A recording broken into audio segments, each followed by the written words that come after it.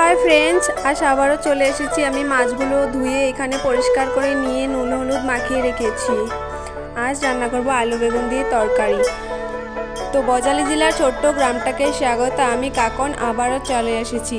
আশা করছি আপনারা ভালোই আছেন। তো ভিডিওটা স্কিপ না করে পুরো ভিডিওটা দেখতে থাকুন, ভালোই লাগবে। তো এখানে আমি মাছগুলো ভেজে নিব। তো এক এক করে তেলের মধ্যে দিয়ে দিচ্ছি মাছগুলো, উল্টে পাল্টে এখন ভালো করে ভেজে নেব।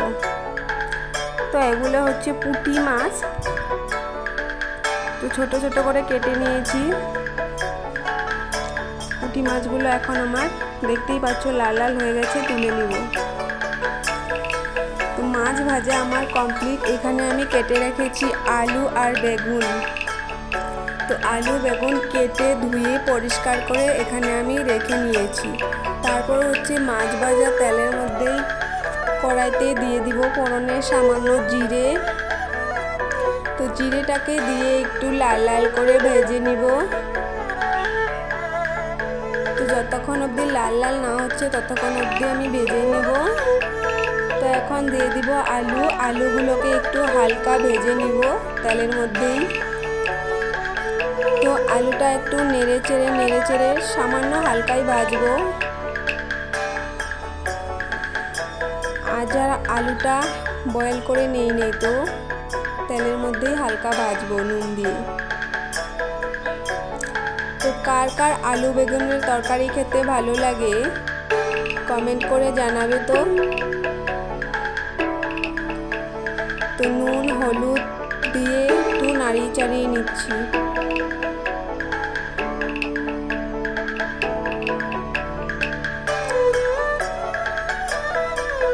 তো ভিডিওটা যদি ভালো লাগে লাইক কমেন্ট শেয়ার করে বলবে।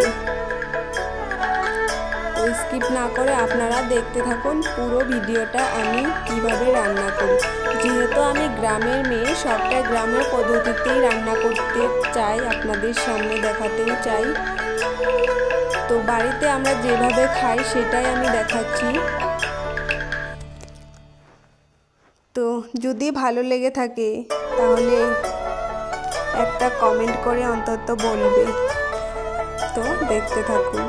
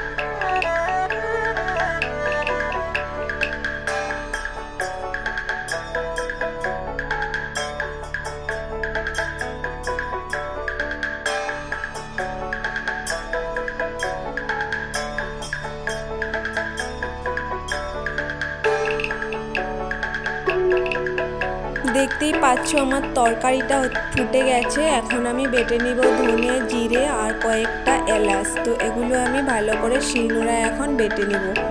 তো আপনারা দেখতে থাকুন।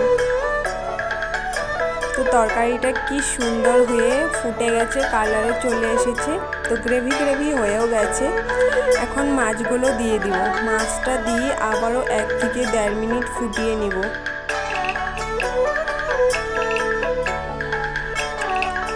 যেহেতু আলু বেগুনের তরকারি একটু ঝাল লবণ ঠিকঠাক হলে বেস্ট ভালোই লাগে। কত আর খাবে, ঝিঙে ধুমবে এগুলো কিচ্ছু ভাল লাগে না।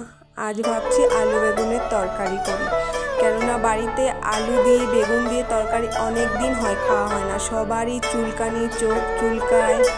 তো সেটাই আজ করছি আলু বেগুনের তরকারি।